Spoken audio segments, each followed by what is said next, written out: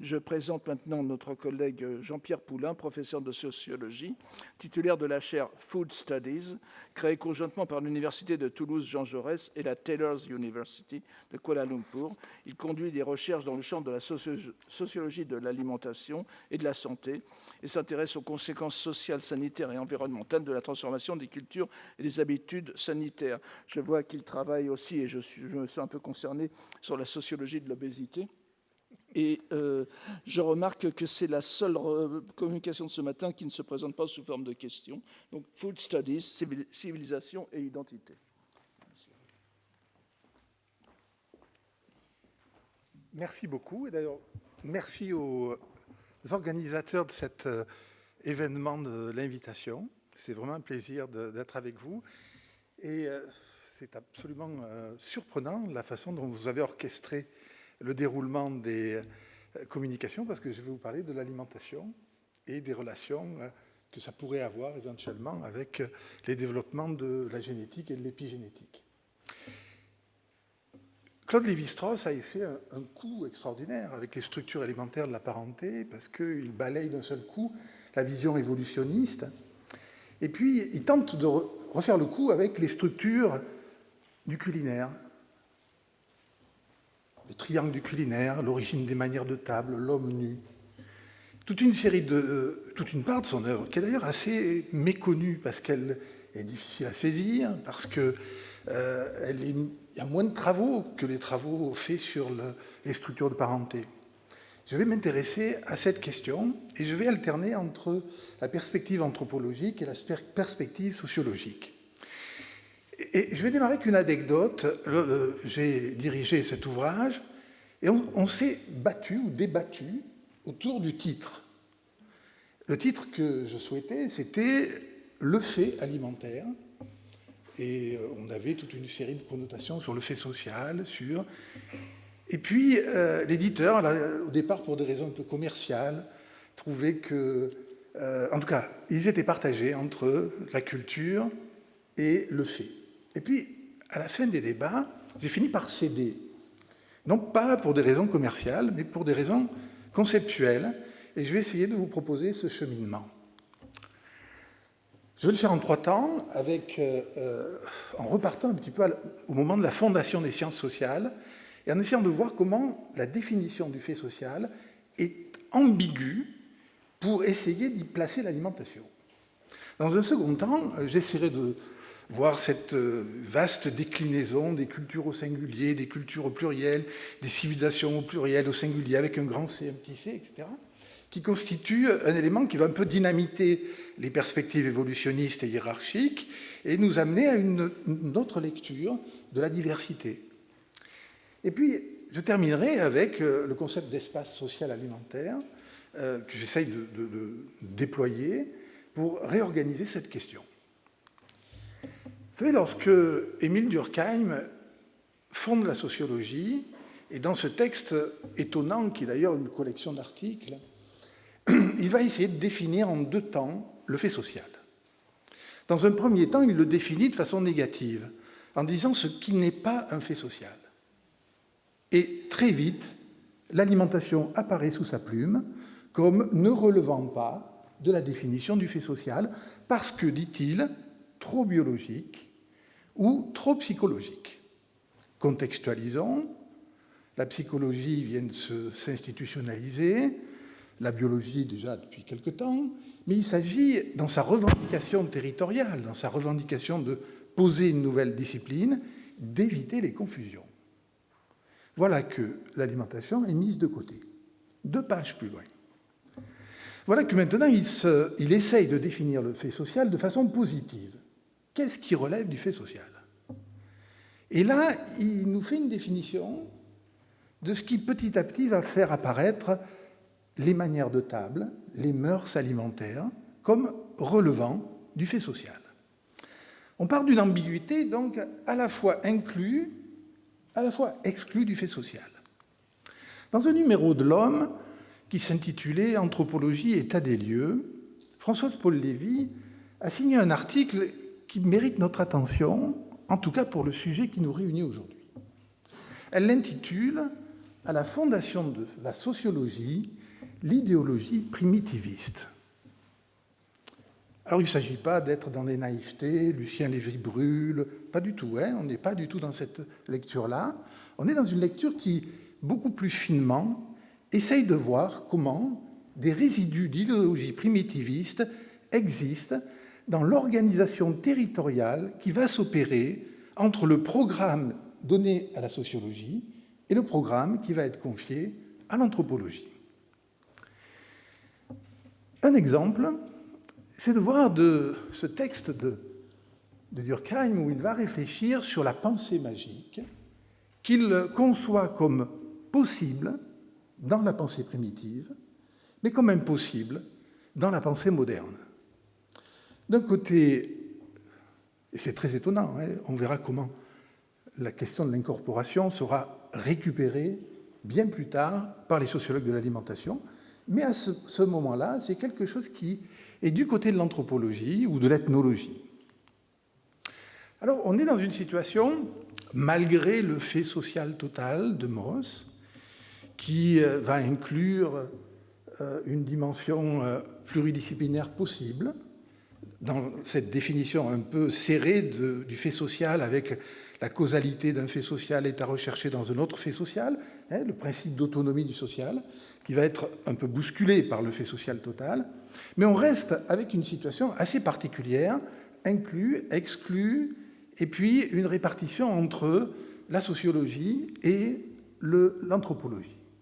Dès lors, l'alimentation est un peu partout, mais comme un lieu d'indexation de problématiques sociologiques plus fortes. Le genre, et oui, les hommes et les femmes ne se répartissent pas de la même façon les travaux domestiques. La cuisine savante, la cuisine domestique se répartissent de façon différente. L'éducation, la transmission, et on va voir des travaux très intéressants. On va y venir tout à l'heure, le travail d'Alpwax, pour voir comment le repas quotidien participe à la transmission d'un certain nombre de valeurs. Alors, je vais passer à la deuxième question. Et je vais rentrer dans une série de travaux qui, petit à petit, vont fragiliser cette position et qui vont permettre l'émergence des études sur l'alimentation à partir des sciences sociales. Le premier, c'est Maxime Rodinson. Personnage un peu curieux, parce qu'il va faire, en fin de compte, dans une œuvre absolument extraordinaire. Il y a plus de 700 titres publiés dans une dizaine de langues. Il va faire en tout et pour tout 2 articles, et on peut lui en ajouter 2 autres, allez, on va dire 4 articles, qui touchent l'alimentation. Il y en a un qui est publié en 1949. Vous savez, on date assez régulièrement le démarrage des problématiques sur l'alimentation de Roland Barthes, de Lévi-Strauss, 63, 64, 49. 49, et c'est quelqu'un qui rentre dans l'académie par la petite porte. Il fait les langues zo par recrutement externe, il n'est pas bachelier. Il se retrouve à la Bibliothèque nationale et il veille sur les manuscrits arabes. Et là, il prend la mesure qu'il y a des livres de cuisine en pagaille. Et il va travailler sur ces livres de cuisine. Le premier texte est intéressant parce qu'il va d'une part faire la promotion d'un nouveau champ empirique, les livres de cuisine, se posant la question de leur statut. Est-ce que c'est une mise en mémoire? Est-ce que ce sont des pratiques? Est-ce que ce sont des propositions? Puis, surtout, il va essayer de comprendre comment se distribuent dans l'échelle sociale les pratiques culinaires. Et quand il va étudier dans un texte 20 ans plus tard les influences entre civilisations déjà avec un S, il va essayer de comprendre comment les influences entre civilisations participent de phénomènes de décalage, mais de décalage interne, c'est-à-dire comment la diffusion à l'intérieur de l'échelle sociale s'opère. Il commence à créer les conditions de la sociologisation de cette question. Nous étions auparavant dans des problématiques de diffusion en aire culturelle, connexion, avec un patrimoine intellectuel qui n'était pas négligeable. Mais le deuxième auteur, c'est Roger Bastide. Alors Roger Bastide, il y va, il dynamite la civilisation au singulier, avec un livre qui est... alors, il n'est pas là, mais Les civilisations de l'Afrique noire. Le Condorcet de Bayard, où il va se retrouver dans une situation où il va voir s'entremêler des civilisations africaines, des civilisations, on va dire, européennes, chrétiennes, et un substrat sud-américain. J'en arrive à Norbert Elias et la petite discussion que nous avions ce matin. D'abord, merci de cet éclairage qu'on a eu tout à l'heure. Et Norbert Elias, 1939, l'écriture de ce texte, c'est sa thèse, sa seconde thèse. À part une recension de Raymond Aron, ça passe totalement inaperçu. À discuter, mais il semblerait que ce soit Jean Bechler qui en fasse une édition en français chez Calman Lévy, et François Furet va promouvoir ce texte. On est à l'époque de l'histoire des mentalités, et voilà que les historiens trouvent dans les théories d'Elias des outils pour penser les relations entre les représentations sociales et l'organisation politique. Ce qui nous intéresse, Elias, ce qu'on va retenir ici, c'est qu'il va s'intéresser au processus interne de civilisation, c'est-à-dire au phénomène de copiage, distanciation entre des groupes sociaux à l'intérieur de la société. Il va s'intéresser bien sûr au comparatisme externe, mais je vais retenir plutôt la partie interne. Dans la partie interne, il nous décrit quelque chose que le bourgeois gentilhomme nous avait illustré. Copiage par les classes montantes, par la bourgeoisie, des pratiques de l'aristocratie qui commanditent à ses couturiers, à ses parfumeurs, à ses perruquiers, à ses cuisiniers, de nouvelles pratiques pour tenir à distance la bourgeoisie, qui copie à nouveau, etc. Et le système de la mode naît dans ce phénomène-là. Dans la même période, un autre personnage est important, qui est Richard Hogarth, avec cette mise au pluriel des cultures.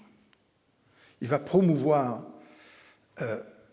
ou en tout cas mettre la focale sur l'intérêt des cultures populaires et l'intérêt de mettre en relation la culture avec un grand C et les cultures au pluriel.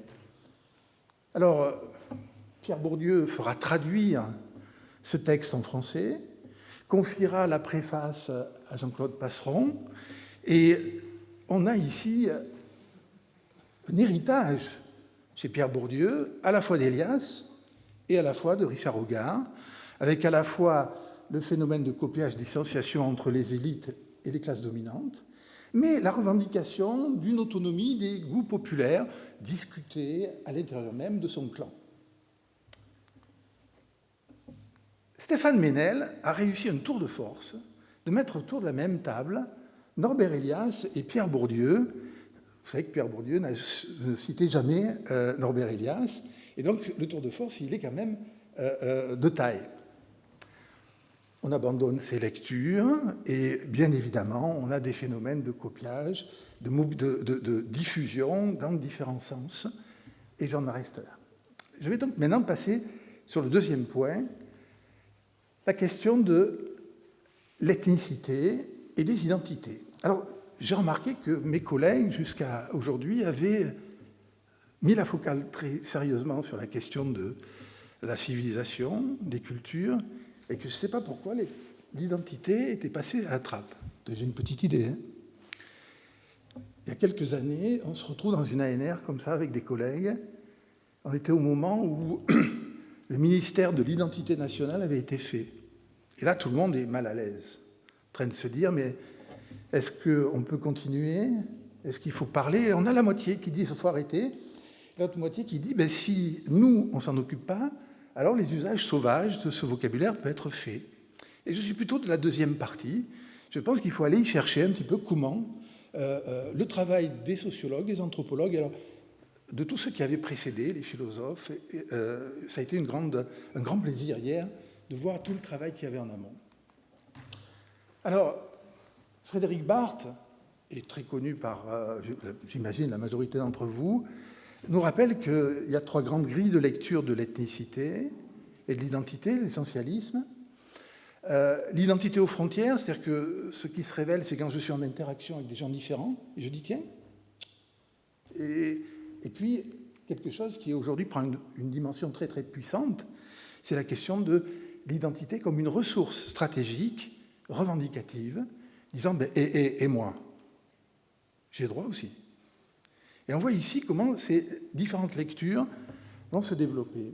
Alors il faut se méfier de l'essentialisme qu'on balaye très souvent de revers de main, parce qu'il y a des versions savantes de l'essentialisme, et puis il y a des contre-essentialismes qui ressemblent beaucoup à des essentialismes.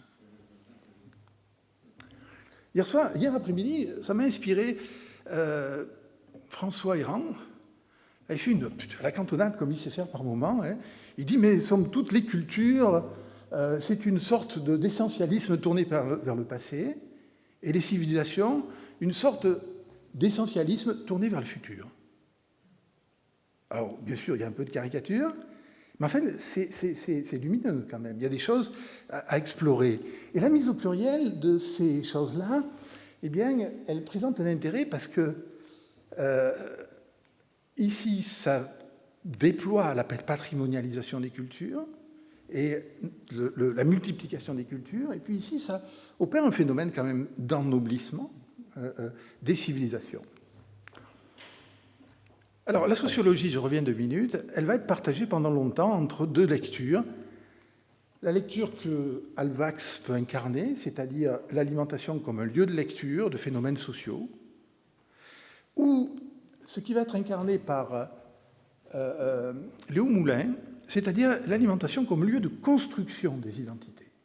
Non seulement d'expression, mais de construction. Alors je vous propose ici juste une petite représentation quand notre sociologie, elle est un peu en tension entre ceux qui s'intéressent aux changements sociaux, plutôt ici, ceux qui s'intéressent plutôt aux invariants, hein, les structuralistes, des gens, et puis ceux qui s'intéressent plutôt à la question de l'autonomie du social, ou ceux qui sont prêts à s'engager dans des discussions avec les disciplines connexes. Et là, on voit comment se distribue la question de la culture et des civilisations, ou de la civilisation. On arrive à mon 3e point. Claude Fischler sera, avec Paul Rosine, Matti Kiva, un de ceux qui vont proposer de regarder à nouveau la question de l'incorporation comme un phénomène, comme un lieu où se construisent les identités. Je passe rapidement là-dessus. Et j'en arrive à la connexion avec l'Asie du Sud-Est et les hauts plateaux du Vietnam et les Mnongar, qui sont une de ces tribus qui vivent sur les hauts plateaux, près de Dalat, et qui sont une société matrilinéaire, matrilocale, celle que vous aimez, et avec un anthropologue qui, pour moi, est un des maîtres à penser, qui est Georges Condominas.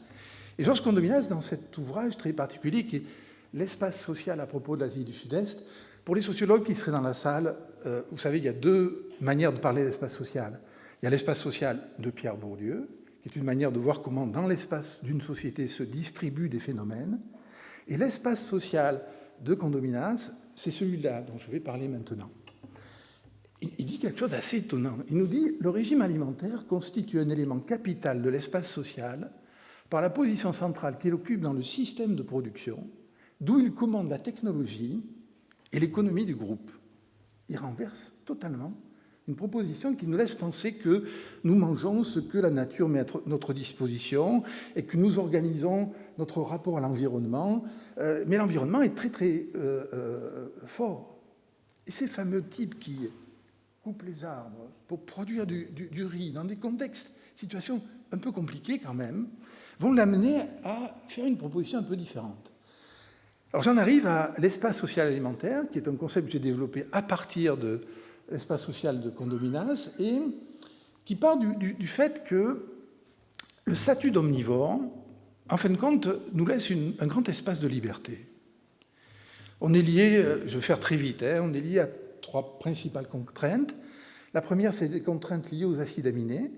Nous ne sommes pas capables de synthétiser certains acides aminés, qu'on appelle indispensable, il faut qu'il soit présent de façon plus ou moins simultanée dans la ration.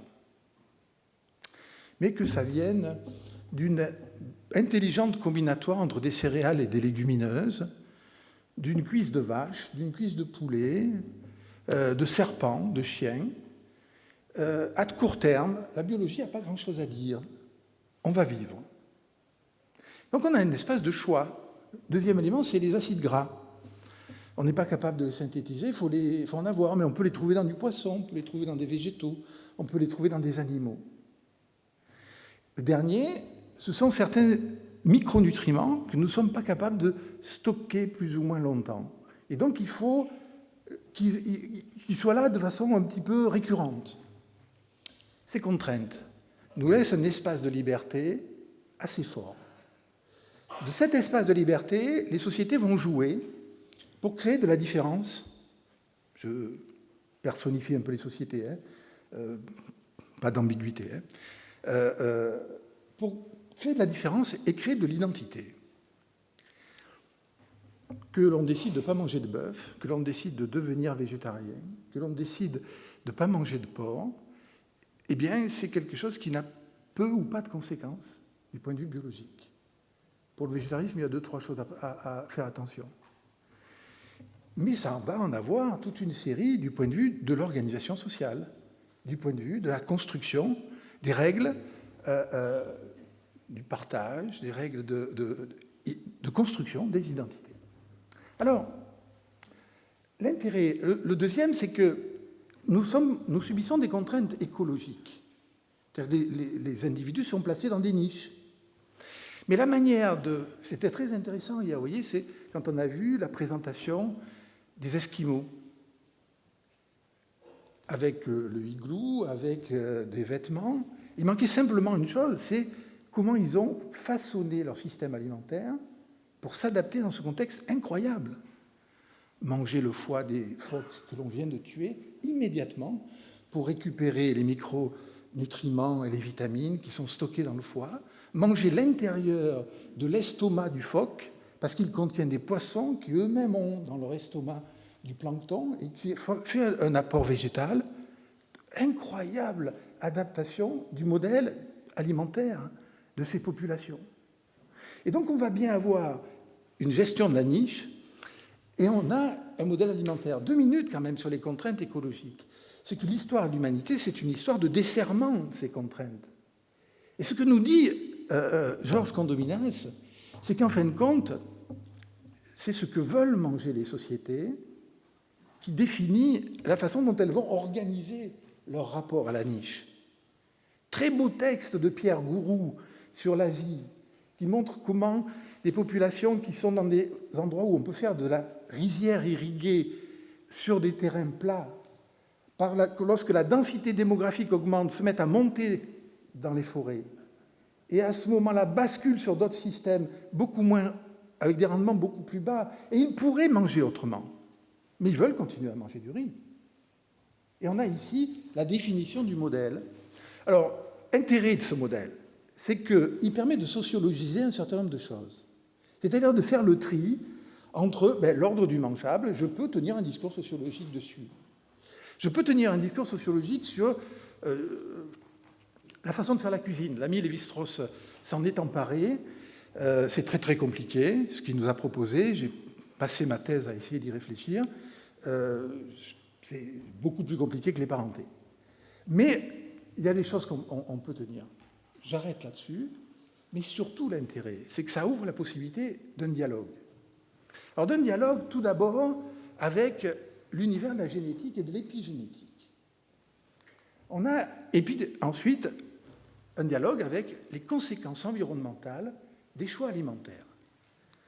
J'avance là-dessus, 3 fenêtres sont en train de s'ouvrir, et on en a vu quelques-unes, même si elles s'ouvrent timidement. La première, c'est à l'échelle des génétiques des populations, de voir comment ce qu'ont mangé nos ancêtres pendant des générations a pu opérer une sélection dans un portefeuille de gènes disponible à un moment donné. Et on a une première lecture ici, sur laquelle des travaux commencent à s'opérer. La deuxième, c'est la question de l'épigénétique, c'est-à-dire comment un certain nombre d'événements, parmi lesquels ce que va manger la mère lorsqu'elle est enceinte, peuvent avoir une influence sur l'expression des gènes au long cours. Enfin, la nutrigénomique s'intéresse à la façon dont les modèles alimentaires peuvent avoir une influence sur l'expression des gènes dans une échelle beaucoup plus courte, qui est l'échelle de la vie. Des débats, des controverses. On a développé un travail de recherche avec un de mes anciens étudiants, qui maintenant est chercheur au CNRS, qui, sur la veille et l'analyse des controverses dans le domaine de l'épigénétique, c'est un domaine absolument passionnant, mais tous les 3 jours, il y a des nouveautés qui apparaissent. Ce qu'on constate, c'est que se prépare quand même un tournant environnementaliste dans l'univers de la génétique. Et que ce tournant environnementaliste, le dialogue avec les modèles alimentaires que nous annonçait notre collègue tout à l'heure, est quelque chose qui va monter en charge. Je passe maintenant à l'impact sur l'environnement. Et vous connaissez la théorie de la modernité convergente qui nous annonce que les styles de vie vont converger, s'occidentaliser, dit-on parfois. Et un certain nombre de macroéconomistes observent ça. Vous avez ici des données de consommation, et vous voyez des pays ici avec des tendances qui analysent des situations à une dizaine d'années d'écart. Alors bien sûr, il y a une convergence. Elle est très lisible. Sauf que si on se met à regarder comme ça, et qu'on regarde cette flèche qui correspond à un mouvement d'une population, et qu'on compare avec celui-là, on s'aperçoit que ça ne bouge pas quand même de la même façon. Et donc, à quoi on s'intéresse, c'est à ce qu'on a appelé des signatures culturelles des phénomènes de transition.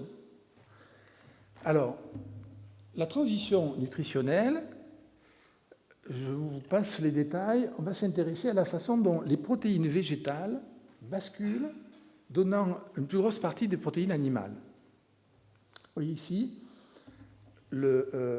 l'évolution du... Comment ça s'appelle en français l'indicateur économique national. La richesse des États, et vous avez ici l'évolution. Moins on est riche, plus il y a de protéines végétales, plus on est riche, plus il y a de protéines animales. Ça, c'est des travaux publiés par Adam Drenowski il y a déjà quelques années. Nous sommes en 1997. Et à cette époque, on n'a pas l'idée de réversibilité de ce phénomène. Ce phénomène, en réalité, quand on l'analyse, il est réversible.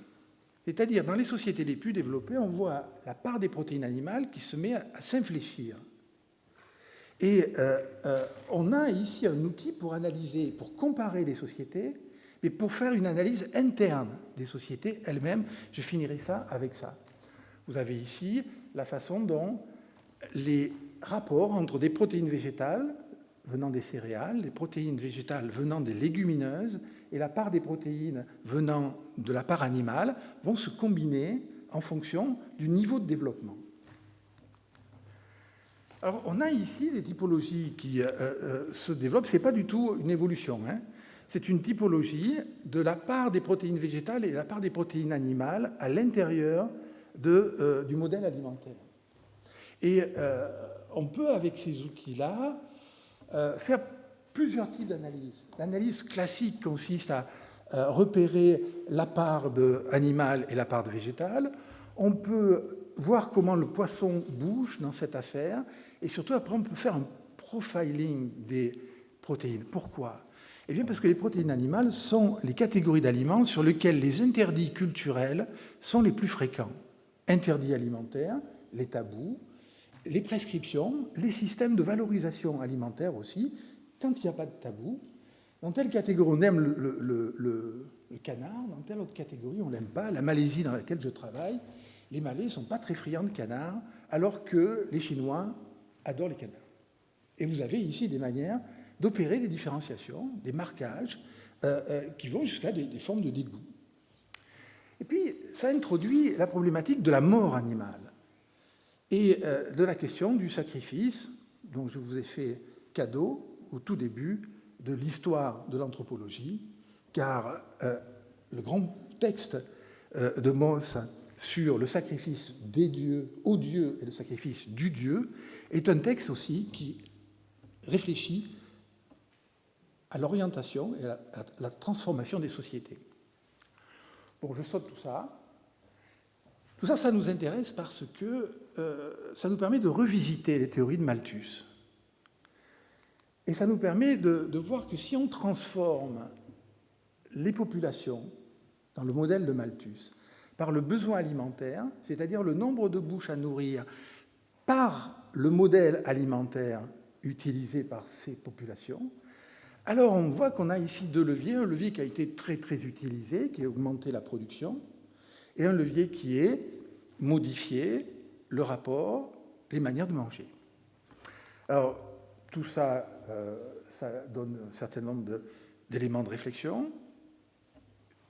On n'est pas dans une lecture totalement naïve, c'est-à-dire l'idée qu'on avait dès les années 70, lorsque le Nouvel Obs lance un supplément qui s'appelle Écologiste, qui s'appelle Le Sauvage, et ce numéro du Nouvel Obs titre « Les militants du légume, préparons-nous à devenir végétariens ». On est dans les années 70. Et l'argumentation est celle que nous retrouvons aujourd'hui, qui est le rapport entre la manière de produire les protéines animales et les produits végétales. En fin de compte, ça nous intéresse. Voilà un très beau texte paru récemment. Ça nous interroge sur les façons de produire et sur les contextes dans lesquels on produit. J'ai évoqué cette question sur la façon dont se gère la mort animale dans les différentes sociétés. Je vais terminer avec la question des métissages. Dans l'équipe, on a un certain nombre de personnes qui utilisent la notion de créolisation comme une manière comme un concept issu de la linguistique, de la littérature, pour essayer de voir comment il peut être utile pour analyser le développement de systèmes complexes, de cultures alimentaires complexes. Et je voudrais présenter deux collègues ici,